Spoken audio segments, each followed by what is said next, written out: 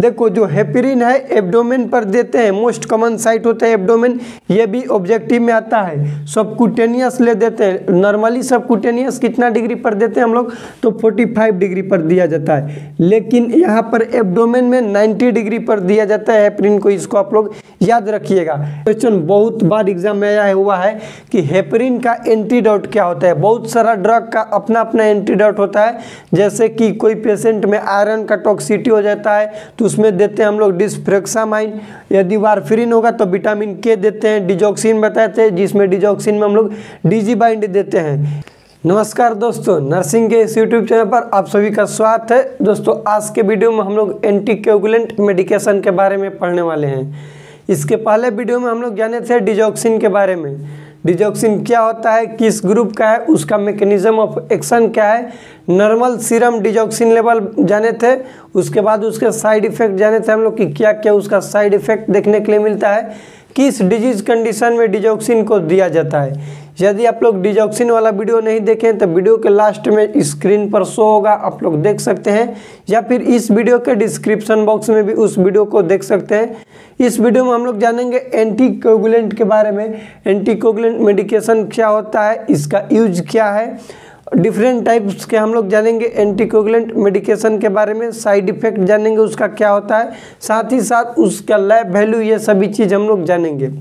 सबसे पहले जानेंगे हम लोग कि एंटीकोगुलेंट होता क्या है। कोगुलेंट का मतलब होता है कि कोगुलेशन, यानी कि हम लोग के बॉडी में क्लोटिंग फैक्टर जो होता है वो ब्लड को कोगुलेट करता है, यानी कि ब्लड को क्या करेगा, क्लोट करेगा। और एंटी का मतलब होता है अगेंस्ट, मतलब कि क्लोट होने से प्रिवेंट करेगा। वैसा मेडिकेशन जो कि ब्लड को क्लोट होने से प्रिवेंट करेगा उसको हम लोग कहते हैं एंटीकोगुलेंट। तो इसके बारे में इसका डिफिनेशन लिख लीजिएगा कि द मेडिसिन या फिर द मेडिकेशन, कुछ भी लिख लीजिएगा, द मेडिकेशन दैट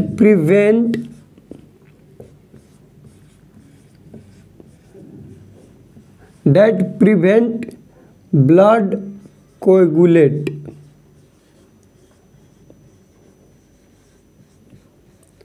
वैसा मेडिसिन जो कि ब्लड को कोगुलेट होने से क्या करे, प्रिवेंट करे, उसको हम लोग कहते हैं एंटीकोगुलेंट मेडिकेशन।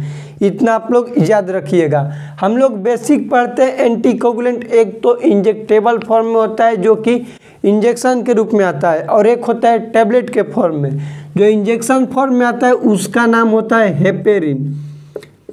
हेपेरिन, इसको लिख लीजिएगा हेपेरिन को, और इसके साथ लिखिएगा जो टैबलेट फॉर्म में आता है जिसका नाम है वारफेरिन। वारफेरिन, बस एंटीकोगुलेंट हम लोग दो को ही पढ़ेंगे। वारफिस का आता है टैबलेट जिसका ब्रांड नेम है वारफेरिन का। देखो जो हेपरिन है, सबसे पहले हम लोग जानेंगे कि ये हेपरिन जो है वो होता है इंजेक्टेबल फॉर्म में। इंजेक्टेबल फॉर्म, हेपरिन क्या है, इंजेक्टेबल फॉर्म, मतलब कि ये जो हेपरिन मेडिकेशन है इंजेक्शन के रूप में दिया जाता है। ठीक, हेपरिन के देने का तरीका क्या है, या तो देंगे हम लोग IV या फिर देंगे सबक्यूटेनियस। मोस्ट कॉमन साइट होता है सबक्यूटेनियस, इसको याद रखिएगा। हेपरिन क्या है, एंटीकोगुलेंट है जो कि इंजेक्शन फॉर्म में दिया जाता है, या तो देंगे IV या फिर सबक्यूटेनियस। मोस्ट कॉमन पूछेगा तो बोलेंगे सबक्यूटेनियस देते हैं। कहाँ पर देंगे, एब्डोमेन पर देंगे। एब्डोमेन पर दिया जाता है हेपरिन को, 90 डिग्री एंगल पर दिया जाता है, 90 डिग्री एंगल होगा। देते हैं सबक्यूटेनियस, लेकिन इसका एंगल कितना होता है, 90 डिग्री। इसको भी आप लोग याद रखिएगा हेपरिन के। और जो सबक्यूटेनियस ले दिया जाता है उस हेपरिन का नाम होता है प्रीफिल्ड सिरिंज। प्रीफिल्ड सिरिंज, जो सिरिंज होता है उसका नाम क्या है, प्रीफिल्ड सिरिंज, जिसके अंदर होता है एनोक्सापिरिन। क्या होता है, इनोक्सापिरिन, और होता है LMWH, लो फुल फॉर्म लिख लीजिएगा, low molecular weight heparin. LMWH, देखो जो हेपेरिन है एब्डोमेन पर देते हैं, मोस्ट कॉमन साइट होता है एब्डोमेन, ये भी ऑब्जेक्टिव में आता है। सबक्यूटेनियस ले देते हैं, नॉर्मली सबक्यूटेनियस कितना डिग्री पर देते हैं हम लोग, तो 45 डिग्री पर दिया जाता है, लेकिन यहाँ पर एब्डोमेन में 90 डिग्री पर दिया जाता है हेपेरिन को, इसको आप लोग याद रखिएगा। एब्डोमेन साइट होता है, इसका जो सिरिंज आता है हेपेरिन का, उसका नाम है प्रीफिल्ड सिरिंज, जो कि देते हैं। उस प्रीफिल्ड सिरिंज में क्या होता है, उसका एनोक्सापिरिन होगा या फिर LMWH। LMWH के कई बार फुल फॉर्म पूछता है तो बोलेंगे कि low molecular weight heparin, WT के मतलब वेट हेपेरिन। अब देखो क्या होता है कि जब हम किसी भी पेशेंट को हेपेरिन देंगे तो ब्लड को क्लॉट करेगा, क्लॉट होने से प्रिवेंट करेगा।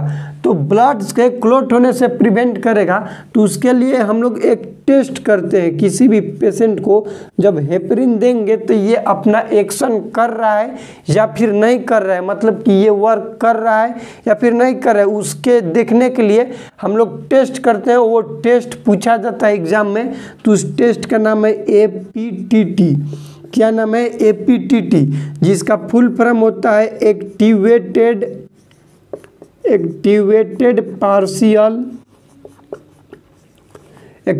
पार्शियल थ्रोम्बोप्लास्टिन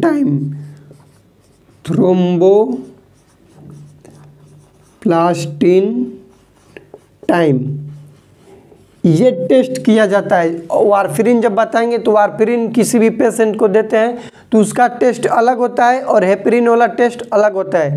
किसी भी पेशेंट को हेपेरिन दिया जा रहा है तो उसमें टेस्ट करते हैं जिसका नाम है APTT, फुल फॉर्म होता है activated partial thromboplastin time.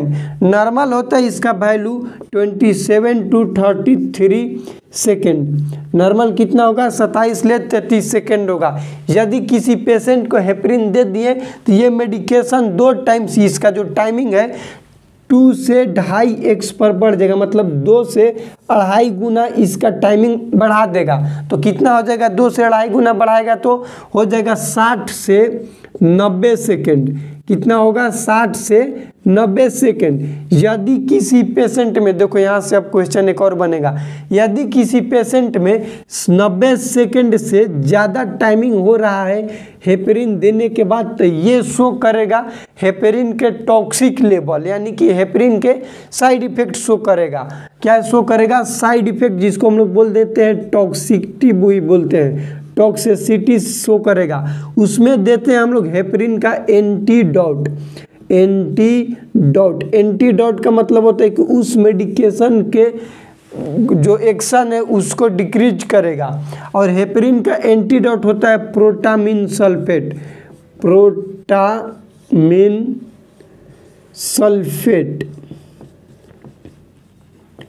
Protamine sulphate, इतना याद रखिएगा। ये क्वेश्चन बहुत बार एग्जाम में आया हुआ है कि हेपेरिन का एंटीडोट क्या होता है। बहुत सारा ड्रग का अपना अपना एंटीडोट होता है।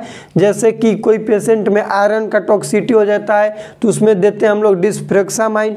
यदि वारफिरिन होगा तो विटामिन के देते हैं। डिजॉक्सिन बताते हैं, जिसमें डिजॉक्सिन में हम लोग डिजीबाइंड देते हैं। ये सब है। मोर्फिन का होता है नेलेक्साजोन, वो सब टॉक्सिक लेवल है जिसका एंटीडोट होता है। वैसे ही हेपेरिन यदि किसी पेशेंट में टॉक्सिक लेवल पर हो जाए, APTT यानी कि एक्टिवेटेड पार्शियल थ्रोम्बोप्लास्टिन का टाइम जो नॉर्मल होता है कितना होगा? 27 से 33 सेकेंड। लेकिन किसी पेशेंट को दे दिया हेपेरिन तो ब्लड को ये क्या करेगा? थिन करेगा, पतला करेगा। ब्लड के पतला करके नॉर्मल फिर भी कितना रहेगा? 60 से 90 सेकेंड। किसी पेशेंट को हम लोग हेपेरिन दे दिए तो उसका टाइमिंग कितना होना चाहिए? 60 से 90 सेकेंड APTT का टाइमिंग होना चाहिए। यदि 90 सेकेंड से ज़्यादा हो गया तो ये शो करेगा कि ये ज़्यादा वर्क कर रहा है, मतलब टॉक्सिक हो रहा है। और टॉक्सिक होगा तो उसका हम लोग उसको रोकेंगे ना, तो रोकने के लिए जिस मेडिसिन का उपयोग करते हैं उसका नाम है प्रोटामिन सल्फेट। अब देखो हेपेरिन से क्वेश्चन सबसे ज़्यादा पूछा गया है इसका एंटीडोट से रिलेटेड। उसके बाद पूछा जाता है कि इसका साइट क्या होता है, तो सबक्यूटेनियस देते हैं, एब्डोमेन पर देते हैं, 90 डिग्री देते हैं, प्रीफिल्ड सिरिंज आता है उसमें देते हैं। ये हो गया हम लोग के हेपरिन से रिलेटेड। अब जानते हैं वारफेरिन के बारे में। वारफेरिन भी एक एंटीकोगुलेंट ही है और ये जो होता है ये टैबलेट के फॉर्म में होता है। किस फॉर्म में होगा वारफेरिन? टैबलेट के फॉर्म में होता है, इसको आप लोग याद करिएगा। वारफेरिन यदि किसी पेशेंट को देते हैं तो उसमें हम लोग जो टेस्ट करते हैं उस टेस्ट का नाम होता है PTINR, जिसको हम लोग ब्लू वाइल में एथू करते हैं, उसको स्टोर करते हैं, ब्लड सैंपल लेते हैं PTINR के लिए। PT का फुल फॉर्म होता है प्रोथ्रोम्बिन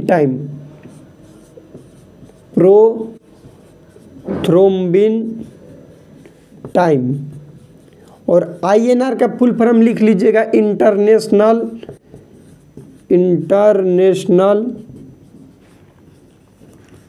नॉर्मलाइजेशन रेशियो।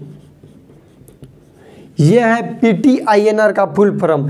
नॉर्मल इसका वैल्यू होता है 9.5 to 13.5 सेकेंड।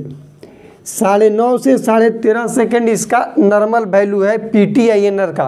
सबसे पहला क्वेश्चन यही आएगा, यदि किसी पेशेंट को हम लोग दे रहे हैं वारफेरिन तो उसमें टेस्ट कौन सा करेंगे? PT करेंगे, INR, मतलब दोनों एक ही में आता है, या तो PT आएगा नहीं तो INR आएगा। इंटरनेशनल नॉर्मलाइजेशन रेशियो नॉर्मल होता है 9.5 से 13.5 सेकेंड। किसी पेशेंट को यदि वारफेरिन दे दिए तो उसके डोज को 2 से 2.5 गुना बढ़ा देगा, 2 से 2.5 गुना बढ़ा देगा।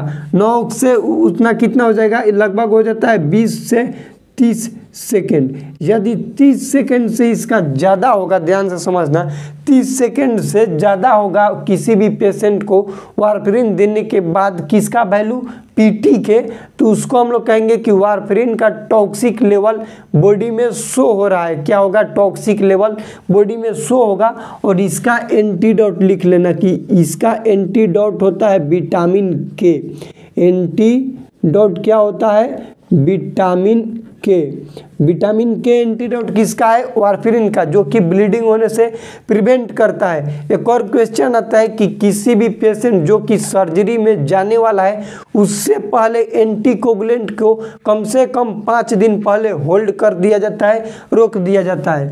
कब करेंगे? 5 day before, 5 day before hold prior to surgery. कोई भी पेशेंट सर्जरी के लिए जा रहा है उसको 5 दिन पहले ही वारफेरिन को हम लोग क्या करेंगे? रोक देंगे, नहीं देंगे, क्योंकि उसका ब्लड पतला हो जाएगा तो रिस्क ऑफ ब्लीडिंग रहेगा, इसलिए नहीं दिया जाता है वारफेरिन को। ये हम लोग का हो गया एंटीकोगुलेंट के बारे में, हेपरिन और वारफेरिन के बारे में। हेपरिन का सबसे ज़्यादा एंटीडोट कैसे क्वेश्चन आता है कि क्या है, तो बोलेंगे प्रोटामिन सल्फेट। वारफेरिन का क्या होता है? तो विटामिन के। किसी भी पेशेंट जो कि सर्जरी के लिए जा रहा है उसको जाने से 5 दिन पहले ही वारफेरिन को रोक दिया जाता है, नहीं दिया जाता है। उसके बाद आता है कि PT का नॉर्मल वैल्यू कितना होता है, तो बोलेंगे 9.5 से 13.5 सेकेंड होता है। वही पूछेगा कि APTT का कितना होता है नॉर्मल वैल्यू, तो 27 ले 33 सेकेंड। क्वेश्चन इसमें से और इसमें डिफरेंट क्या है कि किसी भी पेशेंट को हेपरिन देते हैं तो उसमें जो टेस्ट किया जाता है उसका नाम है APTT। किसी भी पेशेंट को वारफेरिन देते हैं उसमें जो टेस्ट किया जाता है उसका नाम है PTINR। बहुत बार ये क्वेश्चन आया हुआ है कि PTINR किस पेशेंट में टेस्ट किया जाता है, यदि वो हेपरिन ले रहा है या फिर वारफेरिन ले रहा है तो बोलेंगे कि वारफेरिन ले रहा है। अगला वीडियो हम लोग का होगा एंटी प्लेटलेट्स ड्रग जो एस्पिरिन होता है उसके बारे में और मॉर्फिन, ये सब के बारे में। तो इस वीडियो में इतना ही। वीडियो कैसा लगा प्लीज़ कमेंट सेक्शन में बताइएगा। चैनल पर नए तो चैनल को सब्सक्राइब कीजिएगा। मिलते हैं अगले वीडियो में, तब तक के लिए जय राम जी की।